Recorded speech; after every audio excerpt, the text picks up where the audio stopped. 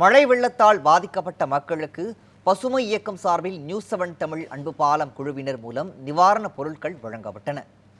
நெல்லை, தூத்துக்குடி உள்ளிட்ட மாவட்டங்களில் பெருமழை வெள்ளத்தால் பாதிக்கப்பட்டவர்களுக்கு உதவிடுமாறு நியூஸ் 7 தமிழ் அன்பு பாலம் அமைப்பு விடுத்த வேண்டுகோளை ஏற்று பல்வேறு அமைப்புகள் மற்றும் தனி நபர்கள் நிவாரணப் பொருட்களை தாராளமாக வழங்கி வருகின்றனர்.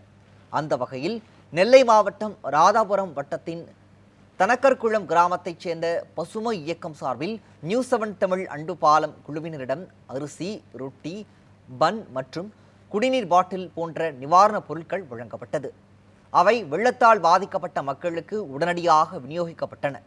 அவற்றை பெற்றுக்கொண்ட பயனாளிகள் அனைவரும் நியூஸ் 7 தமிழுக்கும் பசுமை இயக்கத்திற்கும் நன்றி தெரிவித்தனர்.